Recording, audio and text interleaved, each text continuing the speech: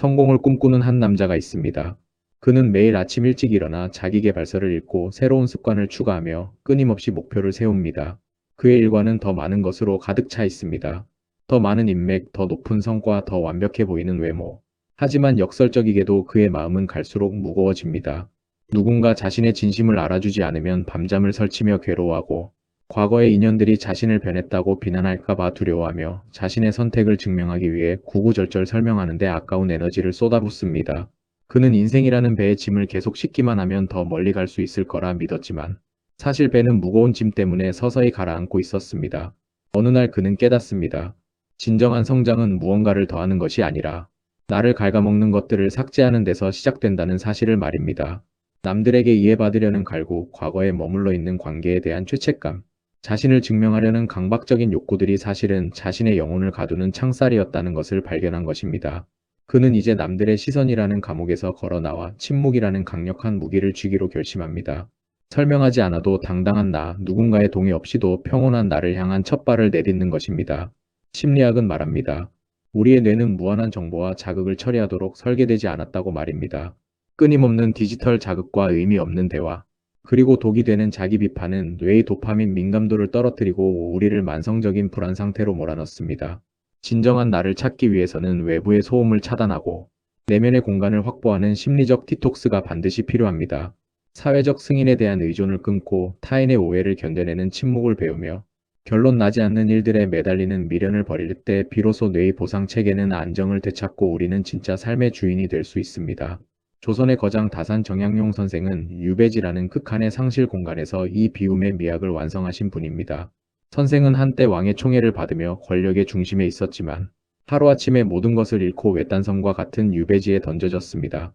하지만 선생은 그곳에서 원망과 미련을 채우는 대신 마음의 찌꺼기를 비워내는 방아착의 지혜를 발휘하셨습니다. 선생은 말씀하셨습니다. 버려야 할 것을 버리지 못하는 것이야말로 이 인생의 가장 큰 병이다. 마음을 비우고 뜻을 세우면 유배지의 좁은 방도 우주만큼 넓어진다라고 말입니다. 오늘 지혜와 깨달음에서는 심리학이 분석한 인생에서 반드시 삭제해야 할 9가지를 거울 삼아 정약용 선생이 제시한 비움으로써 채우는 삶의 지혜를 나누고자 합니다. 인생이 무겁게 느껴졌던 당신, 타인의 시선에 갇혀 숨 가쁘게 달려온 당신에게 성현의 가르침은 무거운 짐을 내려놓아도 좋다는 따뜻한 허락이자 진정한 자유로 나아가는 명확한 지도가 될 것입니다. 이제 당신을 억누르던 사슬을 하나씩 끊어내고 가장 가볍고 당당한 당신으로 거듭나는 지혜의 여정을 시작합니다. 심리학이 지적하는 인생에서 가장 먼저 삭제해야 할 독은 타인에게 이해받으려는 욕구 소셜 밸러데이션 디펜던시와 자신을 설명하려는 습관입니다. 우리는 누군가 나를 오해하면 밤을 새워서라도 해명하고 싶어하며 내 선택이 옳았음을 증명하기 위해 구구절절한 이유를 댑니다. 하지만 심리학적으로 볼 때 타인의 이해에 목매는 것은 자신의 평온을 타인의 손에 맡기는 위험한 도박입니다. 내가 아무리 진실을 말해도 상대는 자신의 편견이라는 필터로 나를 해석하기 때문입니다. 또한 자신을 과도하게 설명하려 할 때 뇌에서는 스트레스 호르몬인 코르티솔이 분출됩니다. 이는 거부당할까봐 두려워하는 본능적인 방어 기제이지만 성인의 삶에서 이 습관은 에너지를 밖으로 새게 만드는 정서적 누수가 됩니다. 이해하지 못해도 상관없다는 태도를 가질 때 비로소 뇌는 감정적 협상에서 해방되어 진짜 중요한 일에 집중할 에너지를 회복합니다. 이러한 해명의 굴레를 정약용 선생은 유배지 강진의 척박한 땅에서 몸소 끊어내셨습니다. 선생은 한때 정조 임금의 총애를 받던 1등 공신이었으나 반대파들의 모함으로 순식간에 죄인의 신분이 되었습니다. 세상 사람들은 선생을 배신자라 손가락질했고 옛 동료들마저 등을 돌렸습니다. 하지만 선생은 그 억울함을 풀기 위해 세상에 구구절절한 호소문을 쓰지 않으셨습니다. 대신 선생은 침묵을 선택하셨습니다. 선생은 말씀하셨습니다. 남이 나를 알아주지 않음을 걱정하지 말고 오직 내 안에 실력이 없음을 걱정하라. 선생은 유배지의 좁은 방에서 자신을 비난하는 소리에 귀를 닫고 오직 책과 붓에만 집중하셨습니다. 사람들이 왜 가만히 있느냐고 물을 때 선생은 수신으로 답하셨습니다. 변명은 말을 낳고 말은 화를 부른다. 진실은 혀끝에 있는 것이 아니라 삶의 자취에 남는 것이다. 선생은 자신을 증명하려 애쓰는 대신 수백 권의 저서를 통해 자신의 사상을 기록함으로써 시간이라는 가장 공정한 판관에게 판단을 맡기셨습니다. 이것이 바로 선생이 보여주신 지적 자존감의 정수입니다. 남의 눈에 비친 나를 편집하려 들지 않고 있는 그대로의 나를 굳건히 지키는 힘입니다. 또한 선생은 외로움을 고독으로 승화시키는 법을 가르치셨습니다. 타인의 오해를 견디는 시간은 고통스럽지만 그 시간은 나 자신과 대화할 수 있는 유일한 기회이기도 합니다. 선생은 유배지에서 보낸 편지에서 세상이 나를 버린 것이 아니라 하늘이 나에게 공부할 시간을 주신 것이다 라고 적으셨습니다. 이해받으려는 욕구를 버리는 순간 우리는 타인의 시선이라는 감옥에서 걸어 나와 무한한 자유를 얻게 됩니다. 남들이 나를 어떻게 생각하든 그것은 그들의 몫이며 나의 몫은 오직 나 자신의 길을 묵묵히 걷는 것뿐이라는 깨달음입니다. 당신이 만약 누군가의 오해 때문에 잠 못 이루고 있다면 혹은 자신의 정당성을 입증하기 위해 에너지를 낭비하고 있다면 정약용 선생의 이 말씀을 기억하십시오. 물은 스스로를 증명하려 소리치지 않아도 결국 바다에 이른다. 이제 당신을 설명하려던 입을 닫고 타인의 승인을 갈구하던 마음을 거두어 들이십시오. 당신의 침묵은 무기력이 아니라 당신의 에너지를 보존하고 내면의 질서를 세우는 가장 강력한 전략입니다. 선생이 유배지의 정막 속에서 자신을 비우고 진리를 채우셨듯 당신도 이제 불필요한 해명을 삭제하고 고귀한 침묵의 힘을 회복하시길 바랍니다. 그때 비로소 당신의 영혼은 누구의 허락도 필요 없는 진정한 평온에 도달하게 될 것입니다. 심리학이 지적하는 인생의 세 번째 삭제 리스트는 사람이 변했다는 비난에 대한 죄책감 아이덴티티, 디서넌스와 무의미한 대화 컴퍼세이셔널 나시시점입니다. 우리가 성장을 위해 노력할 때 과거의 자아에 머물러 있는 이들은 너 변했다. 초심을 잃었다며 우리를 죄인 취급하곤 합니다. 하지만 심리학적으로 볼 때 성장한다는 것은 필연적으로 과거의 환경과 충돌하는 과정입니다. 나무가 자라기 위해 낡은 껍질을 벗어 던지듯 우리의 영혼도 진화하기 위해서는 과거의 인맥과 적당한 거리를 두어야 할 때가 있습니다. 이에 대해 미안해하거나 사과할 필요는 없습니다. 오히려 그 죄책감은 당신을 다시 과거의 좁은 틀 속에 가두려는 감정적 덫에 불과합니다. 또한 서로의 말만 내뱉는 자기중심적 대화에 에너지를 쏟는 것을 멈추어야 합니다. 듣지 않고 말하기만 하는 이들과의 만남은 영혼을 공허하게 만들며 뇌의 인지적 자원을 낭비할 뿐입니다. 이러한 관계의 정리를 정약용 선생은 유배지라는 가장 가혹한 환경에서 가장 냉철하게 실천하셨습니다. 선생은 한때 정조 임금의 최측근으로 수많은 인재와 교류하며 화려한 인맥을 자랑하셨습니다.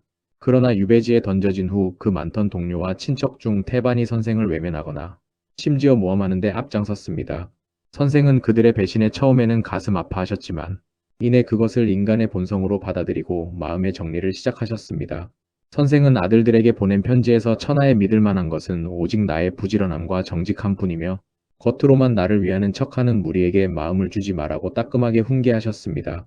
선생은 지적 도반의 중요성을 강조하셨습니다. 단순한 사교나 잡담을 즐기는 친구가 아니라 서로의 도덕과 학문을 격려할 수 있는 깊이 있는 관계가 아니라면 과감히 거리를 두라는 가르침입니다. 선생은 유배지 강진에서 가난하지만 순수한 제자들을 길러내며 과거에 화려했던 인맥보다 현재의 진실한 관계에 집중하셨습니다. 선생은 말씀하셨습니다. 군자는 무리에 섞여도 자신을 잃지 않고 소인은 무리 속에 숨어 자신의 악취를 감춘다. 나를 비난하거나 정체시키는 인연을 정리하는 것은 비정한 것이 아니라 나 자신의 영혼을 지키기 위한 정신적 방역인 셈입니다. 또한 선생은 무언의 가치를 통해 의미 없는 말들의 홍수를 차단하셨습니다. 선생은 유배지의 좁은 방에서 자신을 비웃는 세상을 향해 말로 맞서기보다 오직 책과 대화하며 자신의 사상을 정제하셨습니다.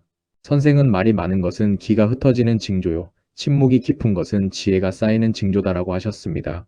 남들에게 재미있어 보이려 애쓰거나 무의미한 모임에서 중심이 되려 노력하는 것은 결국 자신의 자기 인식 오선 TCT를 훼손하는 일입니다.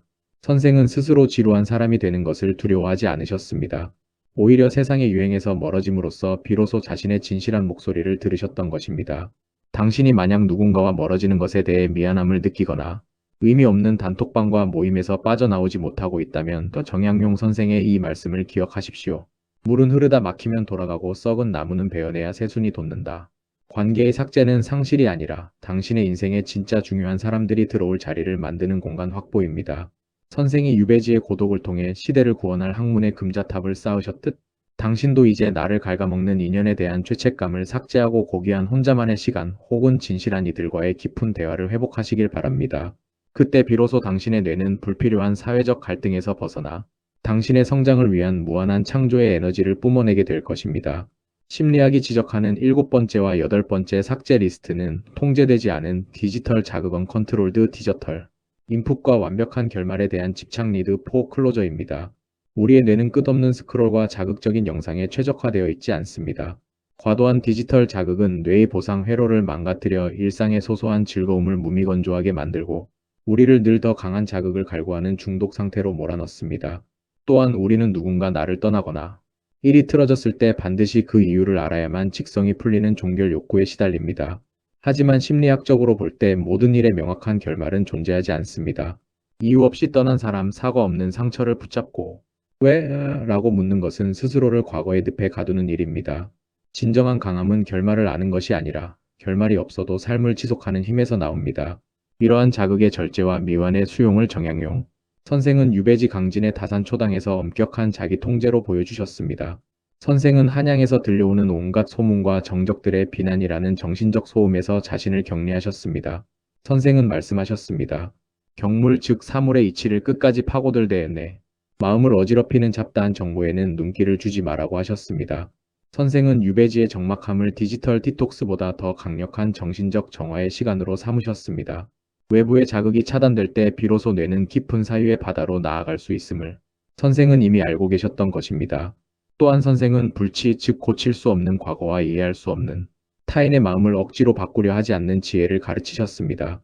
선생은 정조 임금의 갑작스러운 승하와 자신의 유배라는 비극적인 사건 앞에서 왜 이런 일이 일어났는가라고 하늘을 원망하며 매달리지 않으셨습니다. 대신 선생은 낙천지명 하늘의 뜻을 즐겁게 받아들이고 자신의 운명을 긍정하셨습니다. 선생은 말씀하셨습니다. 일어난 일은 이미 지나간 바람과 같으니 바람이 어디서 왔는지 묻기보다 지금 내가 어디로 노를 저을지 고민하라. 마지막 9번째 삭제 리스트는 동기부여로 위장한 가혹한 자기 비판과 가치를 증명하려는 강박입니다. 우리는 자신을 채찍질해야만 성장할 수 있다고 믿지만 과도한 자기 비판은 뇌의 학습 능력을 떨어뜨리고 코르티솔 수치만 높일 뿐입니다. 또한 남들에게 인정받아야만 나의 존재 가치가 증명된다는 생각은 어린 시절의 결핍이 만든 슬픈 환상입니다. 정약용 선생은 유배객이라는 비참한 현실 속에서도 스스로를 죄인이라 부르며 학대하지 않으셨습니다. 오히려 선생은 자찬묘지명을 직접 쓰시며 자신의 삶을 스스로 평가하고 긍정하셨습니다. 남이 나를 알아주지 않아도 내가 나를 귀하게 여기면 그뿐이라는 자존의 미학입니다. 당신이 만약 스마트폰의 알람에 저당 잡힌 삶을 살고 있거나 과거의 상처에서 헤어나오지 못한 채 왜? 라는 질문에 매몰되어 있다면 정약용 선생의 이 말씀을 기억하십시오. 마음의 평화는 밖에서 구하는 것이 아니라 내 안의 소음을 지울 때 찾아온다. 이제 당신을 피곤하게 하던 디지털의 소란을 삭제하고 명확한 대답이 없는 과거의 질문들을 강물에 흘려보내십시오. 그리고 무엇보다 완벽하지 않은 자신을 몰아세우던 날카로운 채찍을 내려놓으십시오. 선생이 유배지의 고독 속에서 비로소 천하의 다산으로 거듭나셨듯 당신도 이제 불필요한 집착을 삭제하고 오직 당신 자신으로 존재하는 기쁨을 회복하시길 바랍니다. 그때 비로소 당신의 뇌는 평온을 되찾고 당신의 삶은 누구의 박수 없이도 충분히 빛나게 될 것입니다. 이제 우리는 다시 도입부에서 보았던 더 많은 것을 채우려다 오히려 침몰해가던 그 남자의 모습으로 돌아옵니다. 그는 정약용 선생의 서늘하면서도 단단한 가르침을 통해 인생의 풍요로움은 무엇을 더 소유하느냐가 아니라 무엇을 기꺼이 삭제하느냐에 달려있음을 깨닫습니다. 그는 이제 남들에게 이해받으려 애쓰던 피곤한 입을 닫고 과거의 인연에 얽매여 자신을 괴롭히던 죄책감을 파도에 실어보냅니다. 스마트폰의 끊임없는 알람 소리 대신 자신의 숨소리에 귀를 기울이며 명확한 결말이 없는 삶의 불확실성을 자유라는 이름으로 받아들이기 시작합니다. 그는 이제야 비로소 깨닫습니다. 짐을 비운 배가 더 가볍고 빠르게 그리고 더 멀리 바다를 항해할 수 있다는 진리를 말입니다. 심리학이 분석한 삭제해야 할 9가지는 결코 우리를 고립시키기 위한 처방이 아닙니다. 그것은 우리의 뇌와 영혼이 외부의 소음에 휘둘리지 않고 오직 나 자신으로 존재하게 만드는 심리적 요새를 구축하는 과정입니다. 정약용 선생은 유배지라는 지독한 상실의 공간을 오히려 자신의 사상을 정립하는 지혜의 성전으로 만드셨습니다. 선생은 권력과 명예 그리고 인맥이라는 화려한 껍데기를 강제로 삭제당하셨지만 그 비워진 자리에 시대를 꿰뚫는 통찰과 백성을 향한 뜨거운 사랑을 채워 넣으셨습니다. 선생은 말씀하셨습니다. 심경 즉 마음의 경전을 읽으며 스스로를 다스리는 자는 유배지에서도 천하를 품을 수 있다라고 말입니다. 정약용 선생은 유배 생활을 마치고 고향으로 돌아와 자신의 삶을 정리하며 차참묘지명을 쓰셨습니다. 남이 평가하는 내가 아닌 내가 바라본 나의 삶을 기록하신 것입니다. 선생은 자신의 과오를 담담히 인정하면서도 시련 속에서 단련된 자신의 영혼을 깊이 사랑하셨습니다. 이것이 바로 지혜의 최종 단계인 자기 수용입니다. 남에게 증명할 필요도 누군가를 만족시킬 이유도 없습니다.